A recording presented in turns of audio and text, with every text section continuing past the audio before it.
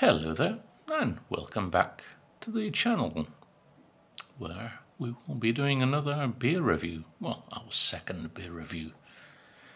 The beer I'm going to look at is by the brewery Ocho Reales here in Monterey.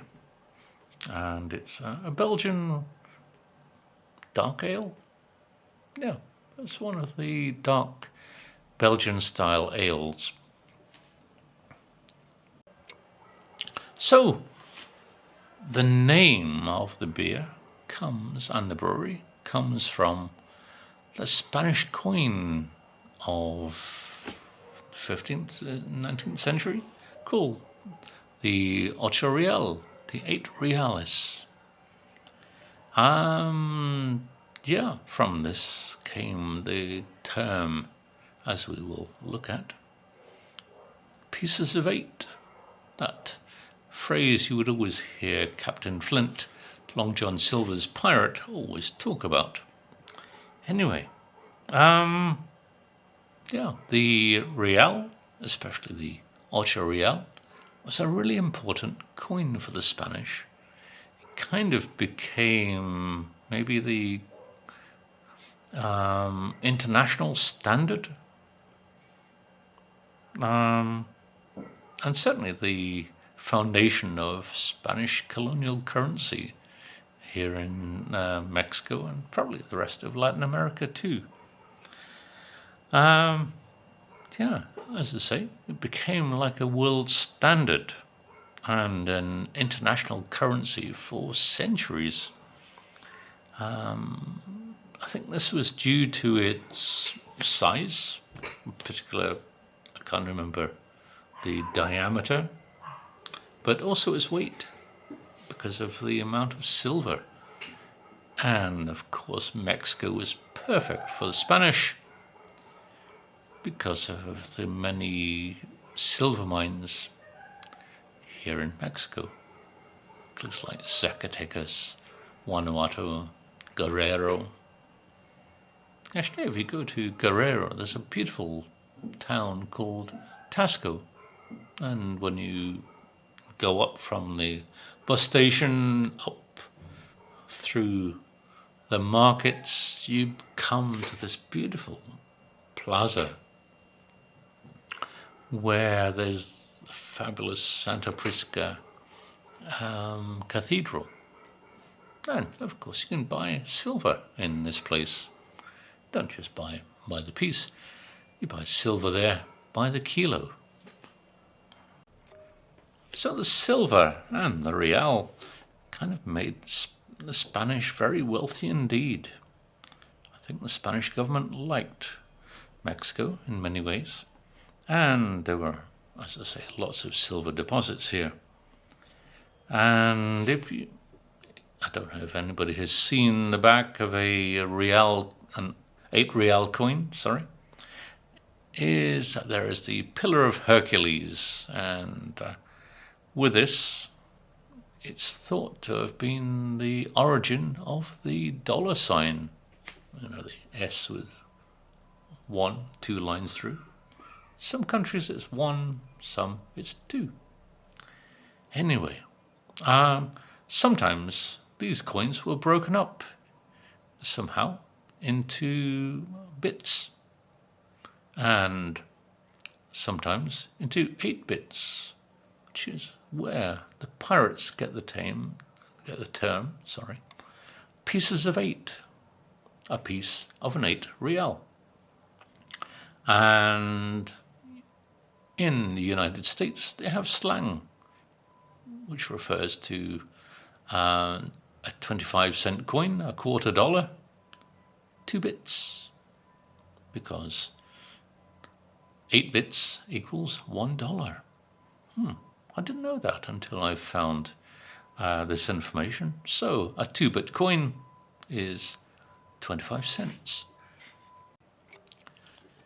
Ocho Reales is one of the many small brewers here in Monterey and across Mexico.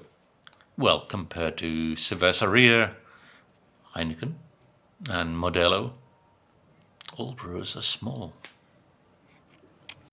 Actually, Ocho Reales is made by the Sierra Madre Brewing Company, who have a range of pubs. I'm not sure if you really call them pubs, but beer houses, that's probably a better term for them.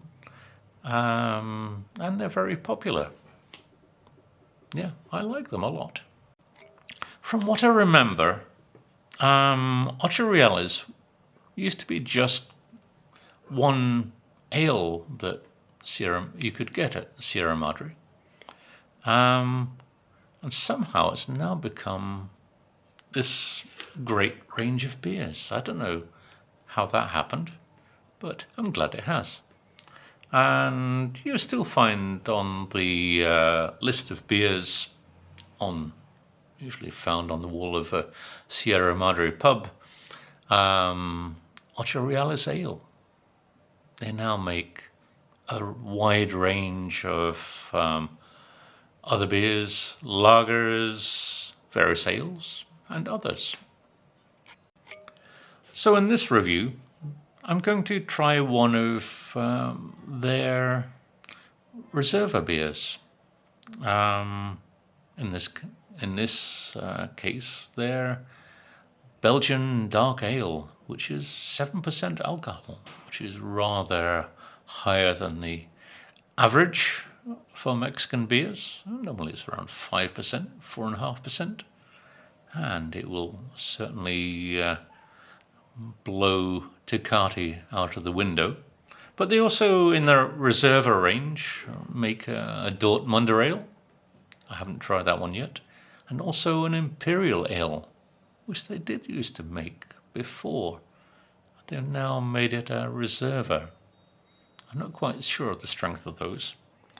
So, normally, stronger beers. So, fuller in flavour, I'm expecting. Yeah, let's see what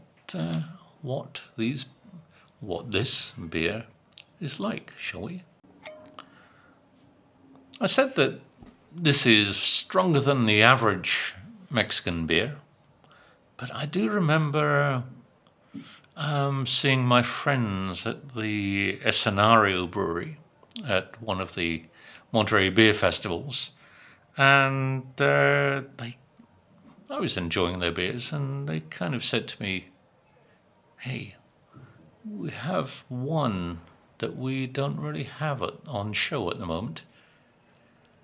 It was a barley wine, and it was 13% alcohol. I'm glad I wasn't driving that day. It was a serious beer. The thing is, it didn't really taste that strong. I wonder if this Belgian dark ale will have a similar sneakiness, if that's a word, in its strength. You may think it's not so strong, but then you fall on the floor afterwards. Let's find out, shall we? So, let's try the beer. Okay, so here is the beer. What a lovely bottle. It's like a mini wine bottle in its shape, and it does kind of fit in with how some Belgian beers are in many ways. You should never consider beer as just beer. Many great beers have a wine-like flavour, rather like the Mi Mangosa had the other day. But isn't that a lovely presentation? And there we are. Ocho Reales.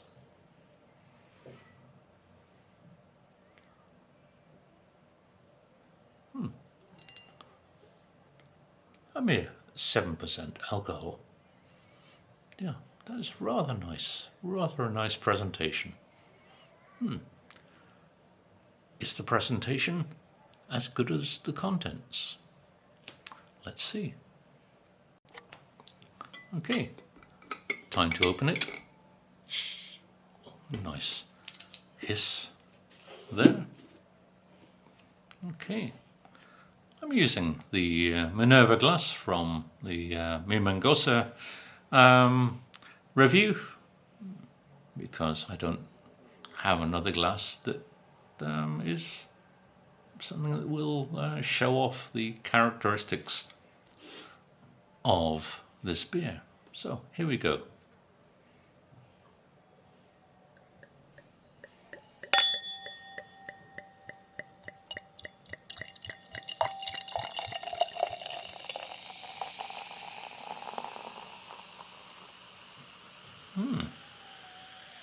Very nice.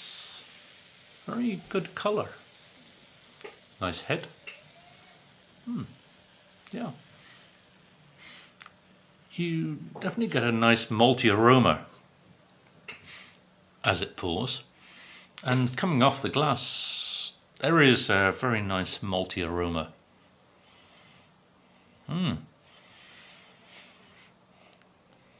Ah, that is really lovely. Kind of chocolate notes. Some fruits. Like berry fruits. It reminds me very much of a British winter ale. Its colour, and it is incredibly dark. Very, if we hold it up to the light, it has a redness to it.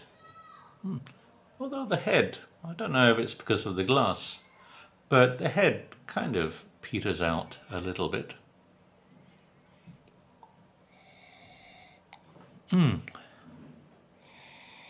Oh, that is so rich. This is a very rich aroma, which makes me think how rich the flavour would be. Okay, let's see how it tastes, shall we?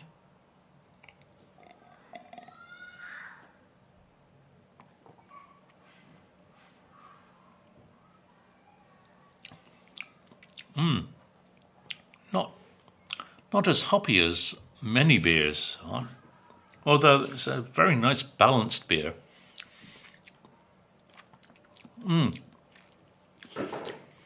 Yeah, very complex feel in the mouth. Sorry, my phone just went bing. Yeah, a little bit. It's fruity, but there's a dryness which probably comes from the hops. Maybe it's a mixture of Belgian hops, maybe Goldings from Britain.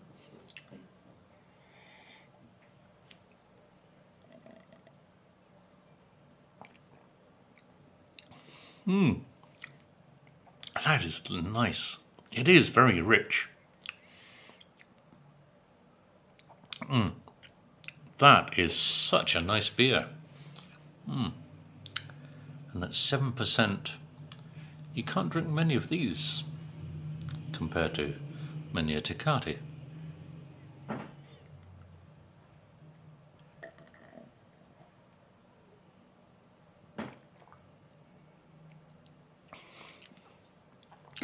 When you keep it in your mouth for a little while, there's this lovely dryness, fruitiness that just fills the mouth.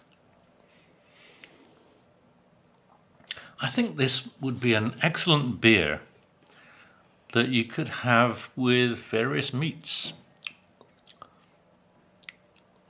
more so than on its own. On its own, it's nice, but this with some blue cheese, a nice Stilton or Roquefort.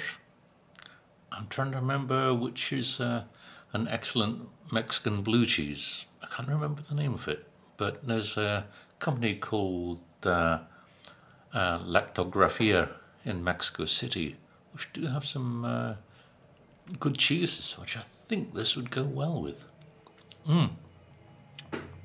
in terms of food, I would say this would go well with probably a carne asada. Probably a carne asada. Yeah, venison. Oh, this would be great with venison. Ooh. Also, you can make this into a very nice marinade.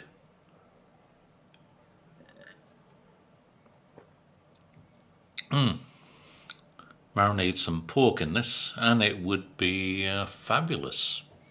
Leave the pork in this for 10 hours, probably. Chicken? No, you couldn't have this with chicken. It would just overpower the meat. Really, you need a heavy flavored meat with this. I would say, yeah, probably with beef, although I don't eat beef. And pork, yeah, go well with pork. And as I say, as a nice marinade. Put some herbs and some pepper through this.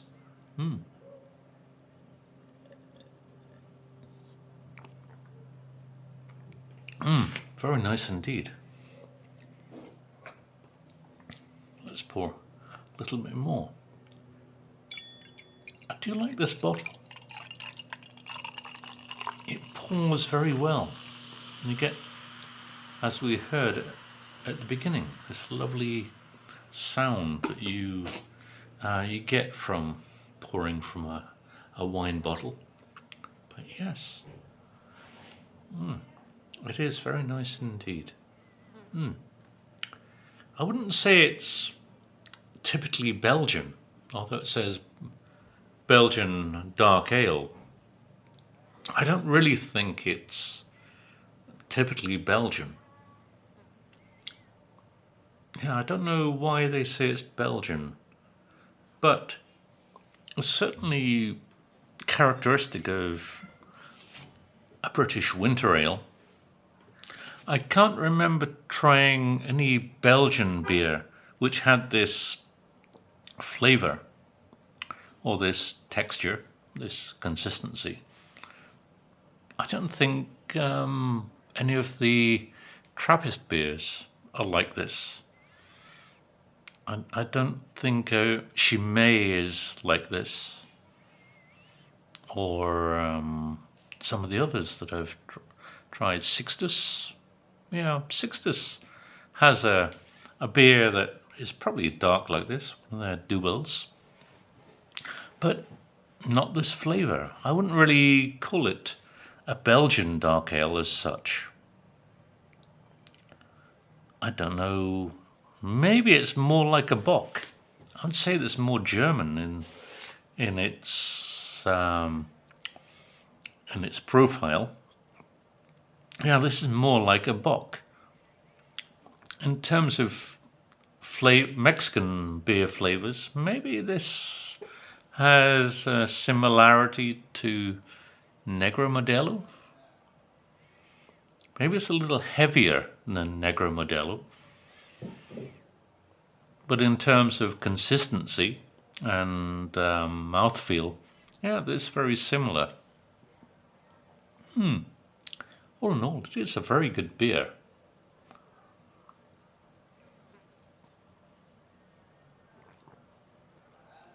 Oh, it is rather nice. I do like that. Just one is probably enough.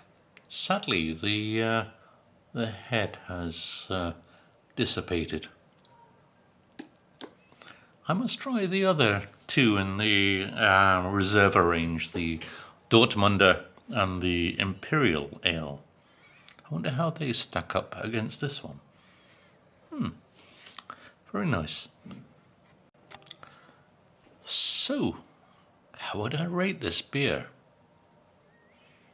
Whereas the Mimangosa I gave a definite 10 because that was just such a sublime beer.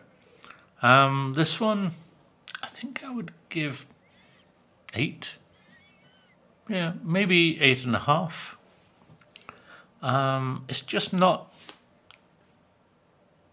at the level that I like Mi Mangosa. And Mi Mangosa was just full of all these different flavors. It was just a crazy beer. This one is a little, maybe one-dimensional in some ways.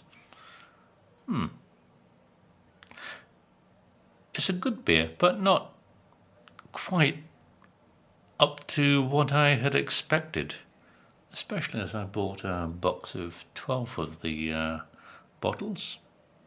Anyway, I'll distribute these to some friends. So, thank you very much for watching. Please like and subscribe to the channel, which is somewhere down there at the bottom of your screen. Thank you very much. Bye for now. See you soon for the next review.